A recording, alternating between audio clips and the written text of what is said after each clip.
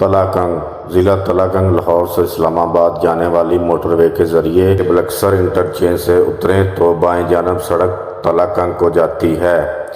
چکوال شہر سے میاں والی جانے والی سڑک پر 45 کلومیٹر کے فاصلے پر واقع ہے۔ ایک اور بات یہاں واضح کرتا چلوں کہ پچھلی حکومت اس علاقے کو ضلع کا درجہ دے چکی ہے، لیکن انتظامی طور پر کچھ نہیں کیا گیا۔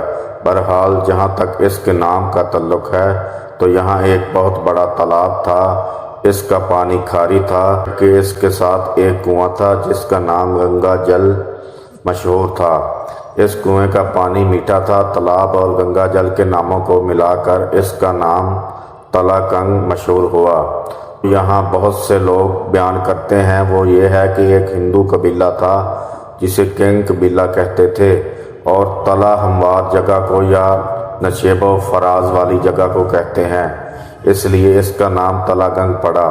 ہو سکتا ہے ایسا ہی ہو، ایسے ہی ہو۔ اس علاقے کو عوان قوم نے آباد کیا ہے، جو طریق سے واضح ہے، باقی اللہ جانتا ہے۔ تلاکنگ کا خوبصورت شہر پہلے ضلع اٹک کی تحصیل تھی، لیکن جب 1985 میں چکوال کو ضلع بنایا گیا تو تلاکنگ کو اس میں شامل کر دیا گیا۔ اس علاقے کی تہذیب بڑی قدیم ہے۔ سون سکسر کے پہاڑ اس کے قریب ہیں۔ ہندوؤں کی روایت ہے کہ جب پانڈو راجا جلا وطن ہوئے تو ایک مدت تک اسی پہاڑ میں رہے تھے۔ اس پہاڑی علاقے کی سطح سمندر سے بلندی تقریباً 2000 فٹ سے زیادہ ہے۔ مسٹر برینڈت اس علاقے کو شمالی ہند کے خوبصورت ترین علاقوں میں سے ایک قرار دیتا ہے۔ علاقہ کافی حد تک ہموار ہے اور اسے ہر طرف پہاڑوں نے اس طرح اپنی گود میں لے رکھا ہے کہ یہاں زمین کے کٹاؤ کا کچھ زیادہ خطرہ نہیں ہے۔ تلاکنگ کا سارا پانی 2 بڑے نالوں کے ذریعے خارج ہوتا ہے۔ نالوں کا نام گمبھیر ہے۔ مشرقی گمبھیر اس علاقے دنی کے درمیان فاصل کا کام دیتا ہے۔ مغربی گمبھیر اس کی مغربی سرحد ہے۔ دونوں کا منبع کوہستان نمک میں واقع جاب ہے۔ دونوں دریا سون میں جا گرتی ہیں۔ ماضی قدیم میں ایک شاہراہ کبیر تلاکنگ معاشی ہسپتال کے قریب سے نشیب میں اتر جاتی تھی اور کلو کے مقام پر جا کر میدانی علاقوں میں ابھرتی تھی، اور پھر کلر کہار کے سنگم پر شاہراہ بیرا سے مل جاتی تھی۔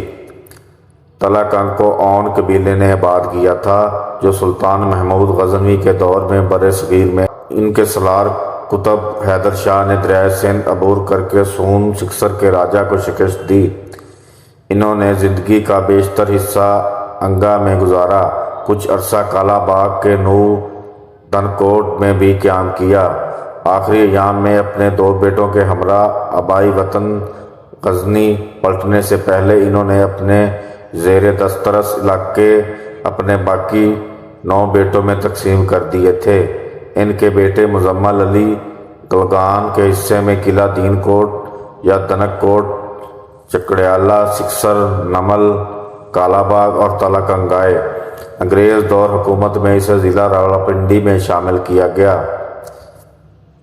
انگریزوں نے ابتدا میں یہاں فوجی چھاؤنی بھی قائم کی تھی، مگر 1982 میں اسے ختم کر دیا گیا۔